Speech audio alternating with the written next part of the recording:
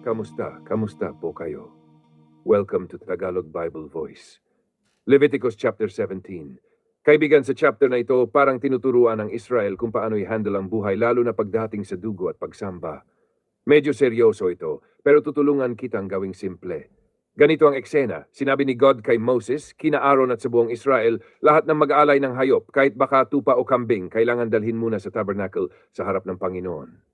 Hindi pwedeng basta na lang magkatay kung saan-saan. Parang ganito lang yan. Isipin mo may special na lugar kung saan lang pwedeng gawin ang importanteng bagay like kasal o graduation. Hindi mo basta ginagawa kahit saan kasi may meaning. Ganon din dito.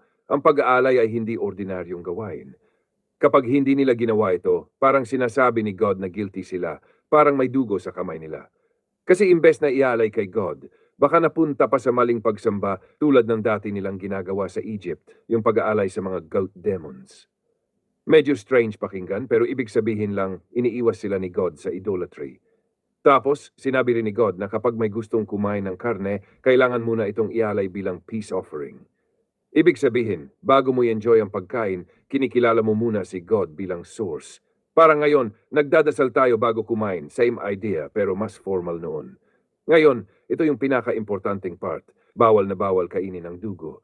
Bakit? Sabi ni God, ang buhay ng isang nilalang ay nasa dugo.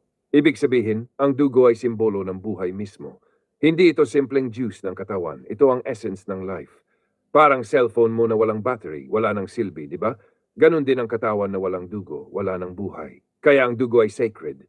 At dito rin papasok ang isang malalim na insight. Ginagamit ang dugo para sa atonement, ibig sabihin, pambayad o pantakip sa kasalanan. Sa altar, ang dugo ang nagiging simbolo ng paglilinis ng kasalanan ng tao. Kaya sinasabi ni God, huwag niyong kakainin ng dugo kasi para ito sa Kanya, para sa holy purpose. At hindi lang Israel ang sakop nito, kahit ang mga dayuhan na nakatira kasama nila, kailangan sumunod. Ibig sabihin, ang rule na ito ay universal sa community nila. Dagdag pa, kung may manghuhuli ng hayop o ibon para kainin, kailangan muna nilang patuloy ng dugo nito at takpan ng lupa. Parang paggalang ulit sa buhay na ibinigay ni God. At kung sakaling may kumain ng hayop na namatay ng kusa o pinatay ng ibang hayop, kailangan nilang maghugas ng damit at maligo at magiging unclean sila hanggang gabi. Parang hygiene law na may spiritual meaning din. Linisin mo ang sarili mo bago ka maging okay ulit. Kung hindi nila gagawin ito, may consequence. Hindi ito simpleng rule lang, may accountability. So ano ang takeaway natin, kaibigan? Simple pero malalim, ang buhay ay sacred. Hindi basta-basta. At ang pagsamba kay God ay hindi pwedeng half-hearted o kung saan-saan lang. May tamang paraan, may respeto, may intention, at kahit hindi na tayo sumusunod sa exact na rules na ito, yung principle nandiyan pa rin, respect life, honor God, at huwag gawing ordinary ang mga bagay na may sacred na meaning. Dahan-dahan nating iniintindi, no? Andito lang ako sa tabi mo. Leviticus chapter 18. Kaibigan, dito sa chapter na ito, medyo mabigat ang topic, pero very important.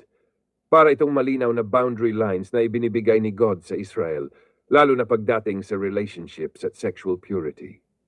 Nagsimula si God sa paalala, huwag ninyong gayahin ang ginagawa sa Egypt kung saan kayo galing at huwag din ang ginagawa sa Canaan kung saan kayo pupunta. Ibig sabihin, may sariling standard si God. Hindi porket uso ginagawa ng marami. Parang ganito lang yan. Kahit lahat ng barkada mo gumagawa ng mali, hindi ibig sabihin okay lang din. Si God mismo ang magiging guide nila.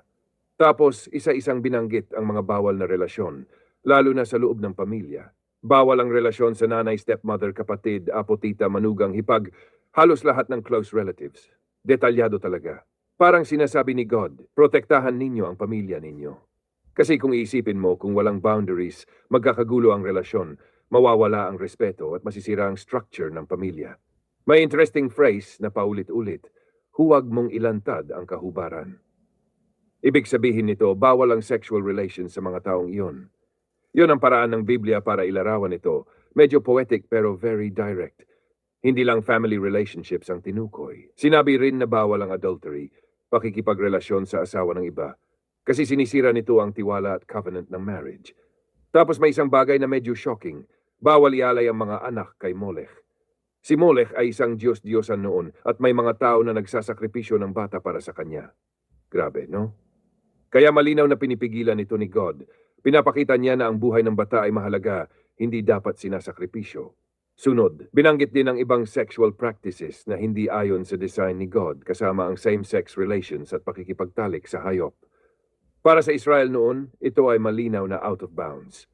Parang ganito lang yan, kaibigan. Isipin mo ang isang laro na may rules. Hindi para pahirapan ka, kundi para hindi masira ang laro. Kapag wala kang rules, magiging magulo at walang mananalo. Ganon din sa buhay, ang boundaries ay protection, hindi punishment. Tapos, ipinaliwanag ni God kung bakit seryoso ito. Ang mga bansang nauna sa Kanaan ay ginawa ang mga bagay na ito, kaya nadumihan ang lupa.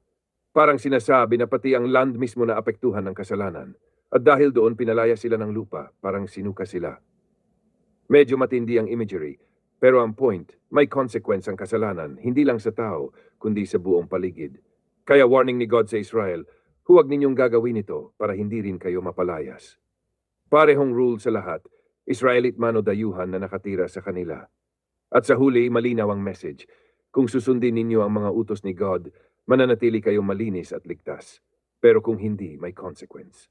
So anong insight natin dito, kaibigan? Simple pero real. Ang boundaries ay hindi para limitahan ka, kundi para protektahan ka. Ang design ni God sa relationships ay may purpose, para may respeto, order at tunay na love. At kahit modern na tayo ngayon, yung prinsipyo nandiyan pa rin, hindi lahat ng pwede ay tama at hindi lahat ng uso ay healthy. Dahan-dahan lang natin inuunawa. Kasama mo ako dito.